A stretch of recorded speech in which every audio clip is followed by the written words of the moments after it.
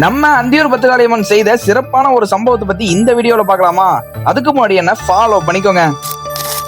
ஈரோடு மாவட்டம் அந்தியூரில் அமைந்துள்ள இந்த பத்திரகாளியம்மன் கோயில் பார்த்தீங்கன்னா 1000 ஆண்டுகள் பழமையான கோயிலுங்க. 1000 ஆண்டு காலமாகவே இந்த அம்மனுக்கு குண்டம் இறங்கும் நிகழ்வும் நடைபெற்று கொண்டிருக்குதுங்க. முன்பு ஆங்கிலேயர்கள் நமது நாட்டை ஆண்டு கொண்டிருந்த போது இங்கு திருவிழாவின் போது குண்டம் இறங்கிய மக்களை பார்த்து அவர்கள் கடுமையாக கேலி செய்தனர். கேலி செய்தது மட்டும் இல்லாமல் அந்த குண்டத்தின் மீது அரக்கு எனப்படும் மெழுகை ஊற்றி இப்பொழுது இதன் மீது நடந்து செல்லுங்கள் பார்க்கலாம் என்று கடுமையாக அவர்களை கொடுமைப்படுத்தினர். அந்த அரக்கின் மீது பொதுமக்களை நடந்து செல்லும்படி கட்டாயப்படுத்தியதால் பொதுமக்கள் கண்ணீர் விட்டு அம்மனிடம் வேண்டினர். அதன் பிறகு கோயிலில் ஒரு பள்ளி வாக்கு சொல்லி அந்த அரக்கு இட்ட குண்டத்தின் மீது ஊர்ந்து சென்றதாகவும் அதன் பின்னரே பொதுமக்களும் அந்த அரக்கின் மீது குண்டம் இறங்கியதாகவும் இதை பார்த்து அந்த ஆங்கிலேயர்கள் மிரண்டு போனதாகவும் வரலாறுகள் தெரிவிக்கின்றன.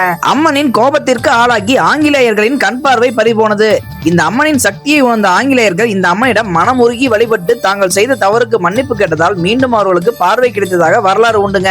இப்படியாக தன் பக்தர்களுக்கு இடையூறு மற்றும் கெடுதல் செய்பவர்களை இந்த தாய் உடனடியாக தண்டிப்பாள் என்ற கடும் நம்பிக்கையும் இந்த மக்களிடையே இருக்குதுங்க. இதே மாதிரி அந்தியூர் பத்திரகாளியம்மனோட இன்னொரு வீடியோ இருக்குதுங்க. அதை பார்ட் 3ல சொல்றேன். அடுத்த வீடியோல பார்க்கலாமா? அது வரைக்கும் டாடா.